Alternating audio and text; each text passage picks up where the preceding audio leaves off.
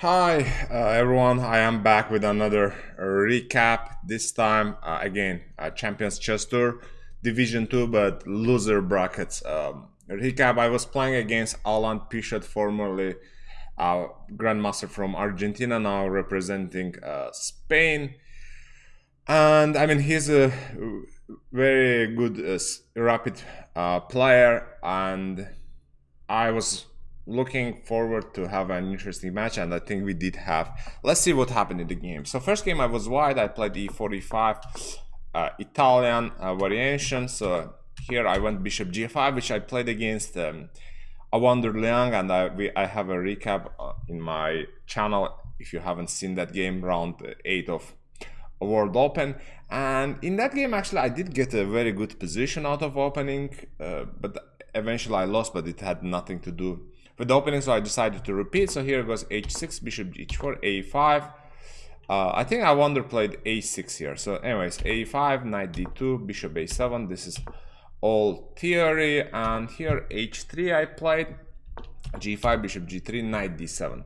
Knight d7, engine says inaccuracy. Yeah, I feel like I didn't see this move before, but I'm not sure. I mean, the weak engine says plays bishop b5 here, but I felt like I would just transfer the knight to f5 if possible.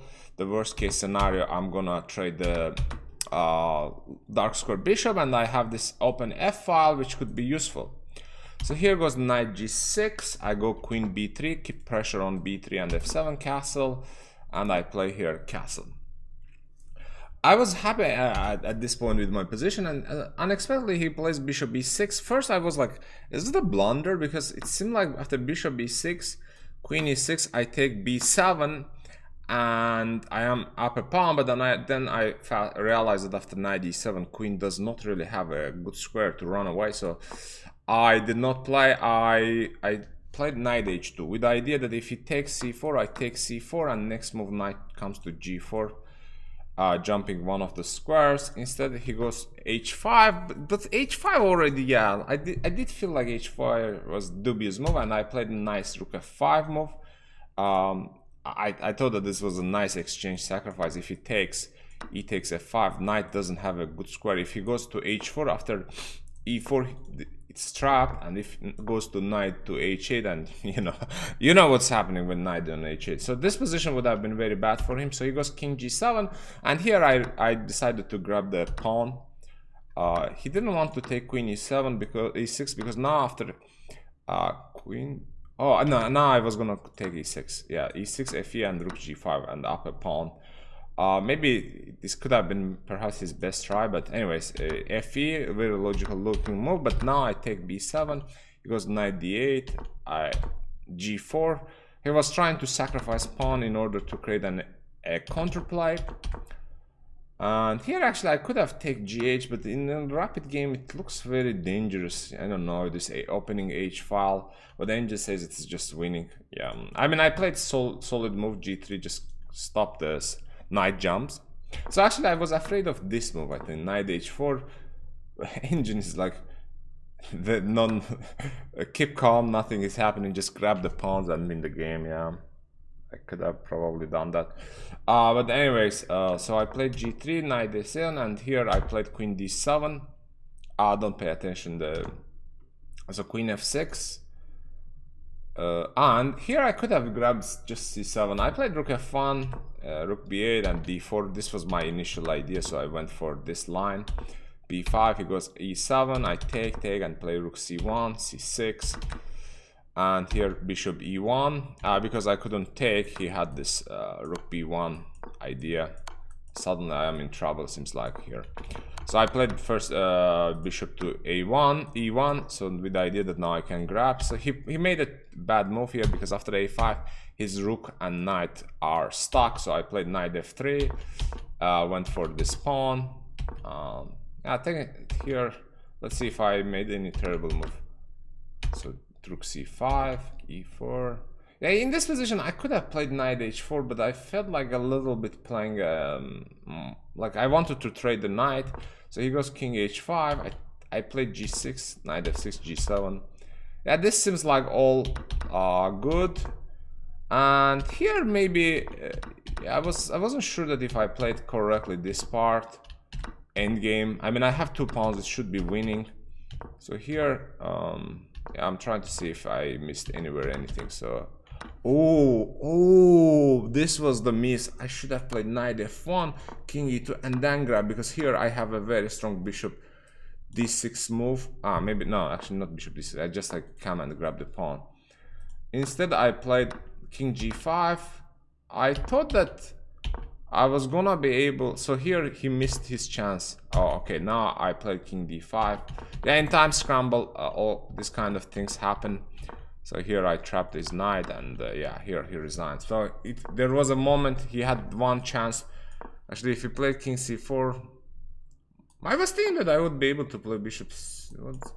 I guess knight comes and grabs the pawn, and yeah, would have been a big miss and big upset, but luckily it didn't happen. Yeah, I think I overall played very well until this point. I think we were in time trouble, and I mean, I lost this. I forgot about this idea that now I cannot defend the pawn, because knight f1 he has king e2. Although, yeah, as we said, this was the winning. Yeah, a little bit misplay, but I think overall I played a good game. Let's go for the next one. Next one, I was black. And yesterday, Alan played this line against Mozart Jules, and he didn't play very well, so I decided to play this line, although probably was not a wise decision. I should have played e5 solid system, because this line is very sharp, and it's easy to make a mistake, which unfortunately happened in the game. Let's see what happens. Rook b1, I play queen a3, he plays bishop b5. And here he plays this rare move, bishop a4, which I did not remember. So here Angel says just play queen h4, if bishop f2, queen d8. So bishop b6, queen h4, g3. Then I can play queen g. I mean, I need to check this line deep. My memory here, I did not remember what was my prep, but I thought that this was the most logical move, which I played. Indeed, the engine approves, and in this position I should have, I think, included queen h4 check. Maybe I play queen d8, and the engine actually approves all of my moves. Maybe this was my prep, I don't remember. So here I go queen a4, engine doesn't like and says nah, queen a4 is a good move. So he goes king h1, I play queen c4, rook b1. So far so good. And now I play bishop c1. Maybe actually no. Yeah, here I couldn't take knight c5. Yeah, he had queen a5. That's why I take queen c5. He goes queen g3. And in this position, I was feeling very, very uncomfortable. I realized that the position is not good, and how to react. And I was running low on time at this point. I did initially want to take c2, h5 would have been apparent. I don't know, this position maybe is already very bad, at least playing is incredibly hard. So I played g6 to stop queen g7, he goes rook c3, queen d4, rook c6. And I play h6 to stop queen g5 check, he plays a nice move. I played bishop b7 last try, but I think Alan played perfectly. He sacrificed a rook and gave me a nice mate. I resigned here because of the king d7, queen b7, king somewhere, rook c8. Yeah, very nice game by Alan. So next game, it was Armageddon, and I needed to bid to play for black.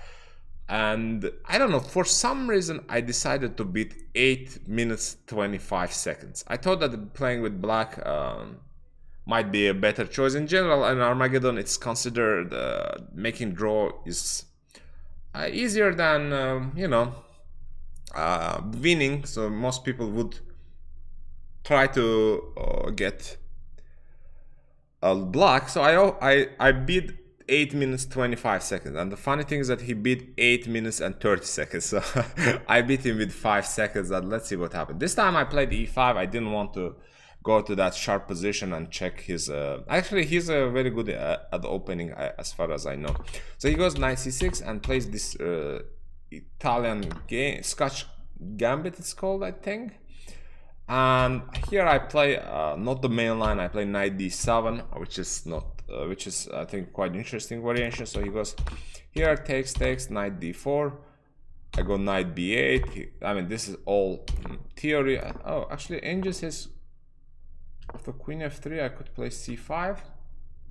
I don't know. I think no, castle also is one. I think this is my theory. So I go f6, e6, rook e8. This weak engine, although doesn't approve my plans. So here he plays, I think, bishop f4, which is a mistake. Because with my last move, I was intending to play bishop c5, attack the knight, then grab the pawn. So with this move, I think he blundered bishop f4. I think he was playing quite fast around here. So I spent a minute just to make sure that I am not blundering anything. So I played the move. He goes rook d1. I just grab and grab the e6. So he goes queen g3.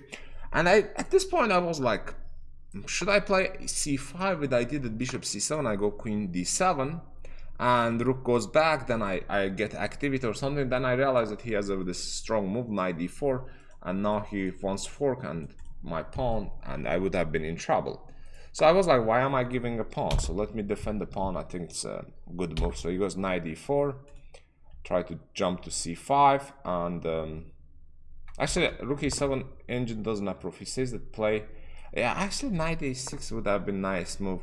Defending c7 and defending c5, so he doesn't have knight c5 idea. Anyways, so here he goes. I go king h8, getting out of this knight f6, knight c5, bishop g8, and he goes h4, a5 with potential knight a6. He goes queen d3.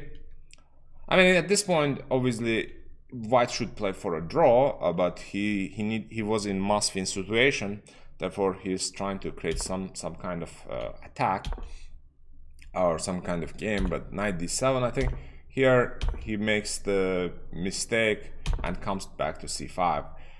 Maybe he realized that knight d3 doesn't give anything, so he should have played rook a4. I think it was his last chance that maybe to try to grab this pawn. But the problem is that here there is a c5, knight c5, and queen c6. Although I didn't see this line, I was mostly planning to play here some kind of c5 or knight d3, cd, c5, something like this.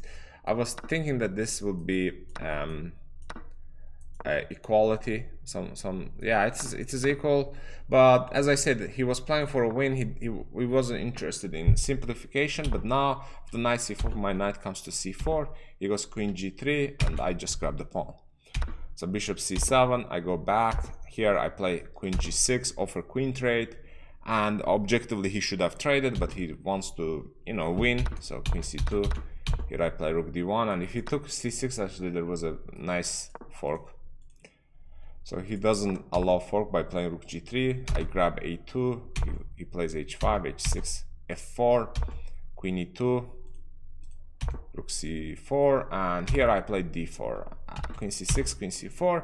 And I obviously, if in a normal game I would play for a win this position, but I was mostly trying to simplify, and also I was running out of time. So there is no increment in Armageddon.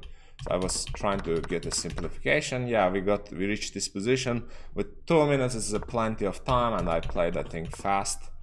And yeah, here he was trying to put pressure on time, but at this point, yeah, it's just I mean, I wasn't playing for a win. That's why I didn't even think about g6, because what if I blunder mate? Yeah, so I don't care. If he wants to repeat, and he plays for a win, and then here I take already 3 pawns, and here I sack the rook because I don't really need, in order to, you know, make it as simple as possible. So here Alan resigned, and I won the match. It was obviously rough one, but I think the quality of the games were quite high. I did like, I enjoyed the match, and I think next game I'm gonna play the loser of Vidit Gujarati and Swain Frederick match. While recording this recap, I think Vidit is ahead. I don't know if actually, why don't I check? Yeah, let's check very quick and see if he is gonna make it. I mean, who's gonna be my opponent? Yeah, at Division 2 and only active games. Okay, no. Actually, that match might have been over. Just a moment. Where is that? Okay, winners bracket. Hikaru, Levon, Kartikyan. Okay, yeah. I'm definitely gonna apply Frederick Swain, which is also a young German player, quite dangerous. Our match is gonna be tomorrow, and I will hope to show good performance and do recap for you all. See you soon. Take care. And yeah, actually, if you haven't subscribed, please do.